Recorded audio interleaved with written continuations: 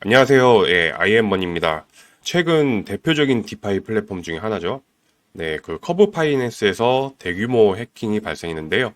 오늘은 이 커브 파이낸스 해킹과 그에 따른 후속 상황들에 대해서 정리를 해보겠습니다. 기사를 보시는 바와 같이 디파이 플랫폼 커브 파이낸스가 공식 SNS 계정을 통해서 익스플로잇, 취약점 공격이죠. 취약점 공격을 당했으며 이로 인한 피해 규모가 우리 돈으로 약 600억 원에 달한다고 합니다. 기사와 커브 측 발표를 보시다시피 이번 공격은 대부분 이제 이더리움 풀이 대상이었고, 커브 측은 다른 풀은 안전하다고 하였지만 여전히 그 시장에 우려가 남아 있었으며, 그 여파로 이렇게 보시다시피 커브 플랫폼의 유틸리티 토큰인 CRV, 이 커브다오 토큰이 이렇게 큰 하락을 맞이하게 됩니다. 우리나라 업비트와 빗썸도 커브다오 토큰이 상장되어 있는데요. 이렇게 입출금이 현재 막혀 있습니다. 막혀 있는 상황을 이용해서 특히 빗썸에서 가두리 펌핑이 일어났으며, 글로벌 시세와 상관없이 순식간에 600% 이상의 가격 상승을 보여주어서 다시 한번 빗썸 가두리 양식의 위력을 보여주었습니다. 그리고 시장의 유동성 공급 우려에 대해서 커브 측은 다음과 같은 상황들과 함께 이 전환을 모색하게 됐는데요. 우선 업계 유명 인플루언서들의 지원이 있었습니다. 첫 번째로 보시면 이제 트론 창업자죠.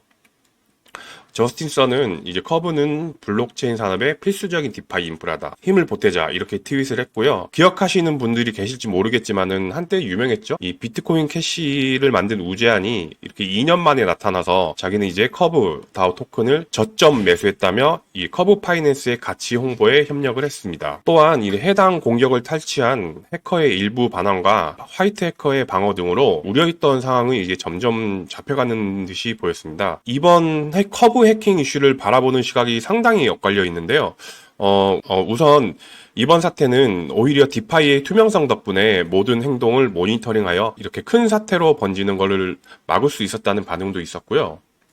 노스락 디지털 창업자는 만약에 이 대규모 청산이 발생하더라도 이 커브 파이낸스가 무너지는 것은 힘들다면서 앞서 말한 인플루언서들과 의견을 함께했습니다. 물론 이런 반응들이 나오는 근거는 있습니다. 커브 파이낸스는 이번 사태로 인해서 TVL, 즉 예치금 규모가 이렇게 절반 가까이 사라졌지만, 그럼에도 불구하고 이렇게 상위에 랭크되어 있는 디파이 프로젝트이고요. 비교적 가격 변동 위험이 없는 스테이블 코인의 유동성을 공급한다는 점입니다. 또한 최근에는 이렇게 초과 담보 스테이블 코인 출시를 밝힌 만큼 어느 정도 지급 준비금을 확보한 상황이라는 추측이 가능합니다. 그렇지만 다른 시각도 있습니다. 이 스테이블 코인 자체는 단단하지만 그 외에 여러 파생된 코인들과, 예를 들면 아베나 플렉스 같이 함께 엮여 있는 이런 디파이 프로젝트가 같이 묶여있기 때문에 연쇄 청산의 가능성이 있기 때문입니다. 그리고 또 한 가지는 커브 창업자의 현 대출 상황인데요. 커브 창업자 마이클 이고로프의 커브를 담보로 한 대출 규모가 1.68억 달러이고 시가총액의 34%에 해당한다고 합니다. 이처럼 현재 많은 커브를 담보로 대출할 상황이기 때문에 이렇게 기초 자산이 공격을 당할 경우에 커브 생태계는 걷잡을 수 없을 만큼 빠르게 무너질 수도 있습니다. 우리는 과거 루나와 FTX 사태를 통해 배웠듯이 만약에 어느 한 큰 축이 무너진다면 얼마나 많은 연쇄 악재가 나오는지 경험을 했습니다. 분명 그 당시 루나 FTX 상황과 지금은 결이 조금 다르다고 볼 수 있겠지만 분명히 연쇄 청산이라는 리스크에서 자유로울 수는 없습니다. 앞에서 언급한 것처럼 커브 파이낸스는 스테이블 코인 거래에 중점을 두고 틈새 시장을 개척했습니다. 그런 만큼 어쩌면 최악의 경우에는 커브뿐만이 아니라 스테이블 코인 시장의 위축을 불러올 수도 있을 겁니다. 그렇기 때문에 커브 측은 이번 해킹으로 이루어진 강제 청산이라는 리스크를 얼마나 빠르게 해소하는지에 주목을 해야 합니다. 이런 와중에도 커브 측은 리스크 해소를 위해 노력하고 있는데요. 이렇게 커브 창립자는 앞서 커브를 옹호한 저스틴 선에게 장외 거래로 200만 달러 상당의 커브를 매도한 것을 비롯해서 지금까지 총 2180만 달러 상당의 커브를 매각해 자금을 마련하고 있습니다. 다시 앞으로 돌아가자면은 커브 파이낸스 해킹 사건은 스마트 컨트랙트의 단점으로부터 비롯되었습니다.